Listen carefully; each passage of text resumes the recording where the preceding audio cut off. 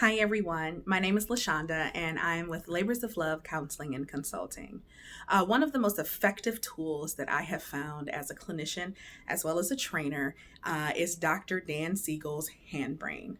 I found that by helping people understand some of the basic functionings of our brains as humans, that people are able to not only gain insight into themselves, but how they can interact with other people just because they now have a better understanding of what may be happening within that person. So, because of that, I wanted to share the hand brain with you. So, if you were to raise your right hand, and this was to represent your brain, your wrist and your arm would represent your spinal column. Now, inside of your spinal column, you have this thing called the vagus nerve. And the vagus nerve is making sure that your brain can communicate with every major organ in your body, and every major organ in your body can communicate with your brain. And that communication goes both ways. If you were to pat or rub the palm of your hand, this would represent your brain stem.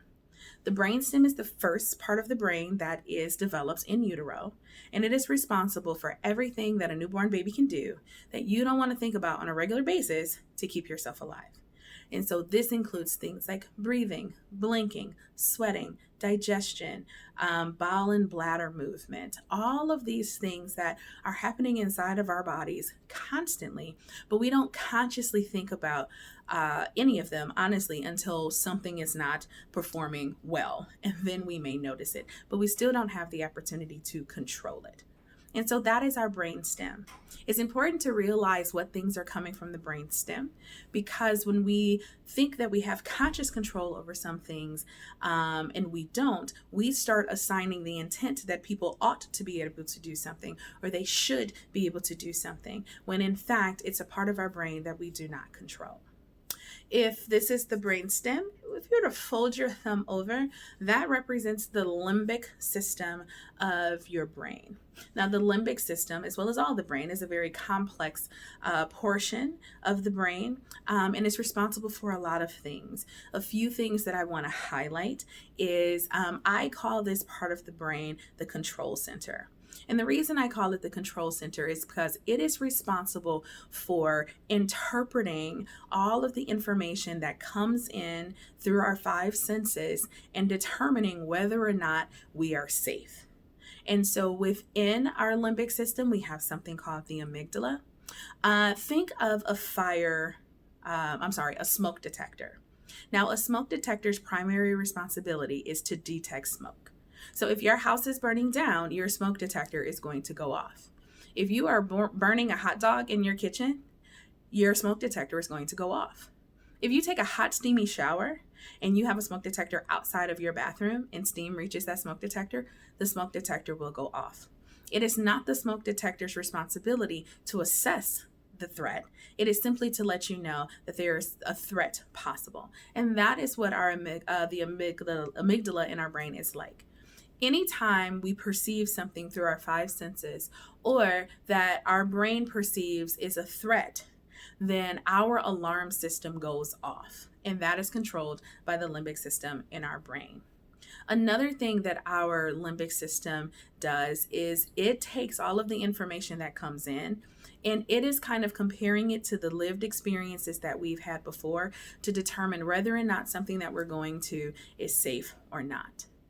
Our limbic system can only interpret these things based on things that we have experienced in the past. So it means that it could be something that we personally experienced. Maybe it was something that we saw on the news. Maybe we read a book. Perhaps someone that we know told us a story.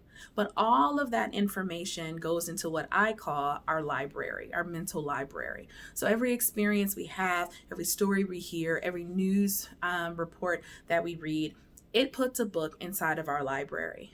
When I see something, smell something, taste something, hear something, or sense something on my skin, my limbic system is going to go through that library and say, have we experienced this before, and was it safe?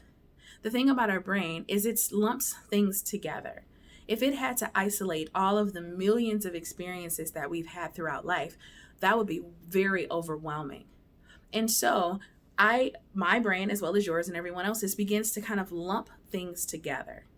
And so if I've gone to a place that I call a restaurant, and the seating is arranged in this particular way, and the smells that are coming out smell delightful, and I sit down in that restaurant and I have a good meal, chances are if I go to another place that looks like that restaurant and smells like that restaurant, then my brain is going to say, yep, we've had a similar experience. Yep, we've done this before. It was safe. It was pretty good. And I proceed. But likewise, if I have been to a certain area of town that had a certain look and I heard certain sounds and there was a particular smell and I did not have a safe or pleasurable experience, I can go completely across the country, but if I encounter a neighborhood that has a similar look, a similar smell, and has similar sounds, my brain is going to say, wait, we've done this before, and this was not a safe or pleasurable experience. I think it's important for people to know that these kind of groupings are happening. Because when our brain is doing that interpretation, what it does is it sometimes prevents us from having an interaction with what's really in front of us, because we are recalling the things that we've experienced before. Now, from a survival standpoint, our brain works like this. And as humanity, we've survived this long because we've been able to kind of have these groupings and adapt to those experiences. Sometimes it prevents us, though, socially, because as we are sensing that something is going to be unpleasurable or frightening, sometimes we don't move past that and have the actual experience, which could be helpful. Nonetheless, all of this is being controlled by the limbic system of our brain that we don't have conscious control over. If you were to fold your fingers over your thumb, so give your thumb a hug, this would represent the cortexes of your brain. Here in the front would be your prefrontal cortex, which is behind your forehead, but our cortexes actually go all the way back. And cortical functioning is really what most people are thinking of when they talk about the brain. Our cortexes are logical and rational and keep track of time and execute this high-level functioning. It also holds the language that's conversational and can answer questions. And so this is kind of the brain intact if our hand were our brain.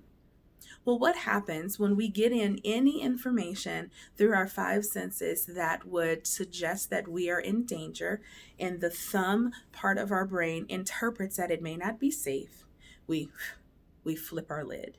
When we flip our lid, we lose access to the part of our brain that is logical and that is rational and has the language that's conversational and can answer questions. And so I like to think of it as having a smartphone, but not having the Wi-Fi password. You have the capacity to connect, but it's just not connecting right now. It's important to understand this for ourselves and for others, because when someone senses that they are in danger, whether that is their physical safety, their emotional or psychological safety, their social safety, or even their moral safety, the limbic system will kick that part of the brain offline in order to keep us alive. Our brain's top three priorities are to keep us alive, to keep us safe, and to help us avoid pain.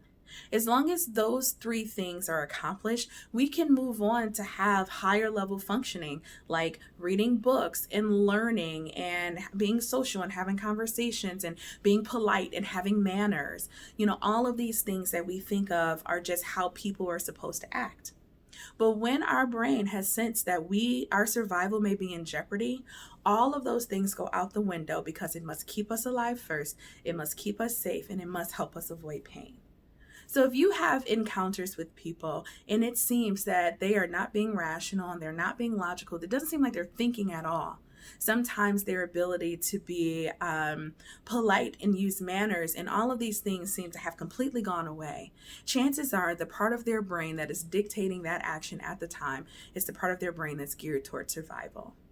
Having an understanding of this not only can give us compassion for others, but compassion for ourselves, and realize that the only way we can get a person who has flipped their lid to feel safe enough in order for their thinking brain to come back online is if they feel physically safe, psychologically and emotionally safe, socially safe, and morally safe.